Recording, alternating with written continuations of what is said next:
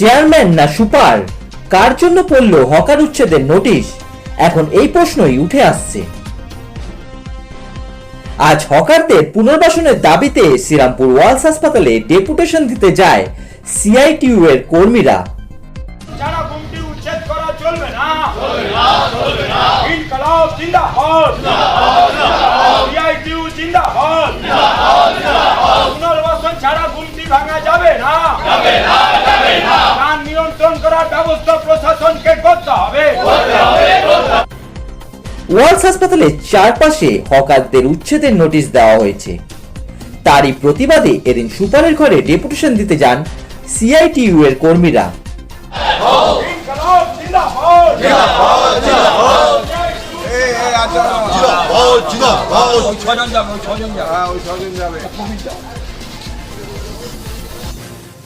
কিছুদিন আগে হকার উচ্ছেদের প্রতিবাদে শ্রীরামপুর পৌরসভায় ডেপুটেশন দিতে গেলে চেয়ারম্যান তাদের জানায় এই উচ্ছেদের নোটিশটি তারা দিতে চায়নি। হাসপাতাল কর্তৃপক্ষ তাদের একটি চিঠি দিয়েছিল, তার ভিত্তিতেই পৌরসভা উচ্ছেদের নোটিশ দেয়।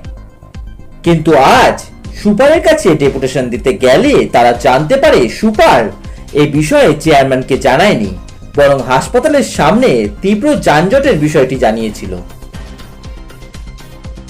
এদিন এই বিষয়ে নবনীতা চক্রবর্তী জানান, আমরা চেয়ারম্যান ও সুপারের সাথে একসাথে বসে বিষয়টি আলোচনা করব এবং হকারদের পুনর্বাসন দিতে হবে, না হলে আমরা লড়াই করে নিজেদের দাবি ছিনিয়ে আনব। সেটাই উচ্ছেদ করার জন্য আমরা যেদিন গিয়েছিলাম মিউনিসিপ্যালিটিতে, সেদিন আমাদেরকে বলা হয়েছিল যে মিউনিসিপ্যালিটি এই যে উচ্ছেদের নোটিশটা দিয়েছে, এই উচ্ছেদের নোটিশ নাকি তারা দিতে চায়নি এবং হসপিটাল কর্তৃপক্ষ একটা চিঠি দিয়েছে, তার ভিত্তিতে দাঁড়িয়ে তারা এই উচ্ছেদের নোটিশ দিয়েছে। আমাদের কাছে হসপিটাল কর্তৃপক্ষ এসডিওর কাছে যে চিঠিটা দিয়েছিল তার আমরা একটা কপি পেয়েছি। তার ভেতর কোনো কথাবার্তা লেখা ছিল না যে হসপিটালের এই যারা এখানে গুমটি করে আছেন, সিট বেন্ডিং যারা বেন্ডিং করছেন তাদেরকে উচ্ছেদ করতে হবে। সেখানে মূল বিষয়টা ছিল এই যে হসপিটালের গেটের ভেতরে ঢোকার জন্য পুরো সমস্ত ব্যাপারটায় একটা ভয়ঙ্করভাবে কনজেশন হচ্ছে, হসপিটালের সামনে দিয়ে যাতায়াত করা যাচ্ছে না এবং মূলত যানজটের বিষয়টা নিয়ে তিনি লিখেছিলেন। আমাদের উনি এটা নিশ্চিত করেছেন যে তার লেখার ভেতর বা তার ইচ্ছের ভেতরে এই এতদিন ধরে এই কথা সত্য যে এতদিন ধরে যারা এখানে 50-60 বছর ধরে যারা হসপিটালকে রুগীদের তাদের স্বজনদের যারা খাবার দাবার দিচ্ছে, তাদের সাহায্য করছে, সার্ভিস দিচ্ছে, তাদেরকে উচ্ছেদ করলে হসপিটালের রুগী এবং হসপিটালের থেকে যারা আসে তাদের পক্ষে অসুবিধাজনক হবে। আমরা এদের উচ্ছেদ চাইছি না।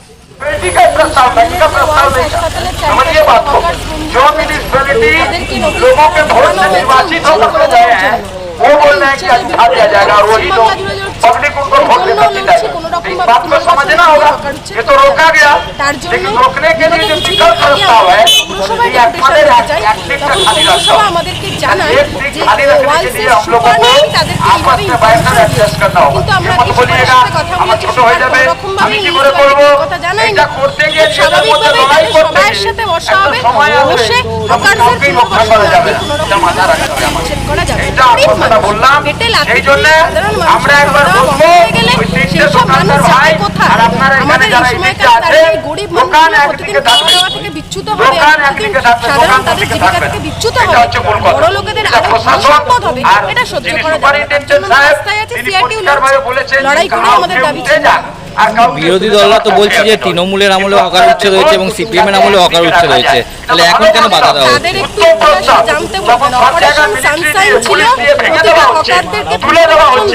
সেই সময় দাঁড়িয়ে একটা প্রস্তাব এলো যে আমি কাউকে তুলতে চাইনি, আপনারা দেখুন যাতে রাখা যায় আর একটা সুষ্ঠুভাবে করা যায়। এটা ভালো বলছেন, সেই ব্যাপারটা আমরা আলোচনা করব এবং যে পৌরসভা জেনে রাখুন সব মানুষকে বলছি যে পৌরসভা তৃণমূলের কাউন্সিলর তারা একটা লোক শ্রীরামপুরে এই গুমটি ভাঙা।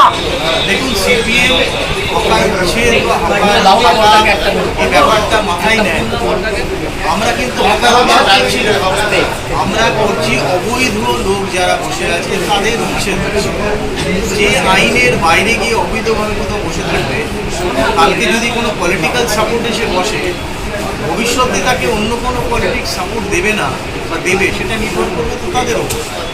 আজকে যেটা রেল, যেখানে রেল একটা নিজস্ব দপ্তর, তারা জানে তাদের জায়গা, তাদের দরকার। এখন আমরা শ্রীরামপুর স্টেশনকে মডেল স্টেশন করতে চলেছি, তার জন্য অনেক জায়গা দরকার। রেলের জায়গা রেল নেবে, এতে তো অসুবিধে কিছু নেই। যারা বলছে তাদের বাড়ির সামনে কাউকে বসিয়ে দীর্ঘদিন ব্যবসা করাক না, আমি দেখি তারা পারে কি, এটা তো পারবে না। তাদের কোনো নেতার বাড়ির সামনে একটু আমি বসিয়ে দিয়ে আসি, কালকে অনেকেই বসতে চাই, আমি তাদের বাড়ির সামনে বসিয়ে দিয়ে আসি, তারা মেনে নেবে নিশ্চয়ই, কোনো কিছু থাকে না। তবে হ্যাঁ, আমাদের সরকার কারুর পেটে লাথি মারবে না, আমাদের সরকার কাউকে বঞ্চিত করবে না। তারা চেষ্টা করবে আগামী দিনে যাতে কোনো পুনর্বাসন বা কোনো ব্যবস্থা করা যায়, কিন্তু সেটাতে এই মুহূর্তে কিছু করা যাবে না, সেটা ভবিষ্যতের উপর নির্ভর করছে।